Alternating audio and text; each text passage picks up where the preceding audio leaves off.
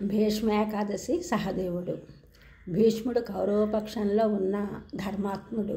వారి పక్షంలో ఉన్న కారణంగా కొన్ని అధర్మాలు జరుగుతున్నా పాండవులకు న్యాయం చేయలేని అశక్తుడయ్యారు భీష్మ పితామహుడు. 18 రోజులు జరిగిన కురుక్షేత్ర యుద్ధంలో 10 రోజులు భీష్ముడు యుద్ధం చేసినాడు. ఆ తరువాత శిఖండి ద్వారా అర్జునుని భీష్మునిపై శరపరంపర చూపించాడు.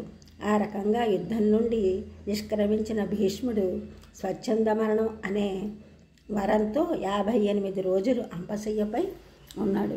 ఆయన మాఘశుద్ధ ఏకాదశి రోజు కృష్ణుడు పాండవులతో సరస్సు సల్లాపాల్లో ఉండగా కృష్ణుని స్మరించాడు. వెంటనే కృష్ణుడు మనం భీష్మాచార్యుల వద్దకు వెళ్ళాలని పాండవులకు చెప్పాడు. అందరూ కలిసి భీష్మాచార్యుల వద్దకు వెళ్ళారు. ఆయన అంపశయ్యపై ఉన్నారు. కృష్ణుని చూసి కళ్ళు తెరిచి తనకి మోక్షం ప్రసాదించాలని కోరాడు. అది సరే, దానికి ముందు నీవు విష్ణు సహస్రనామాలు తెలియజెప్పాలని కృష్ణుడు చెప్పాడు. అంపశయ్యపై ఉన్న భీష్మునికి తలగడగా 3 బాణాలను అర్జునుడు వేశాడు. అయ్యా, అంపశయ్యపై ఉండే విష్ణు సహస్రనామాలు చెప్పారు భీష్మాచార్యులు. విష్ణువే కృష్ణువు అయినప్పుడు మరి కృష్ణుడే చెప్పవచ్చు కదా. అయితే తన గురించి తను చెప్పడానికంటే వేరే వారు చెప్తేనే అది ఆమోదయోగ్యంగా ఉంటుంది. అందుకు భీష్మాచార్యులు చెబితే అది శంఖంలో పోస్తే నీరు తీర్థం అయినట్లే అని భావించాడు కృష్ణుడు.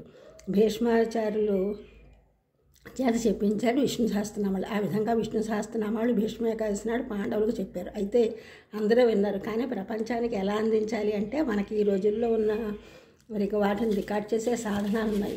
అయితే మరి ఆ రోజుల్లో ఎలా అంటే సహదేవుడు అనగా పాండవుల్లో ఒకడు. వానికి అమిత జ్ఞాపక శక్తి కారణంగా భీష్మ పితామహులు చెప్పిన విష్ణు సహస్రనామాలను యథాతథంగా ప్రపంచానికి అందించాడు. ఈ విధంగా ఈ విషయాన్ని భారతీ తీర్థస్వామి ఒక ప్రవచనంలో చెప్పడం జరిగింది.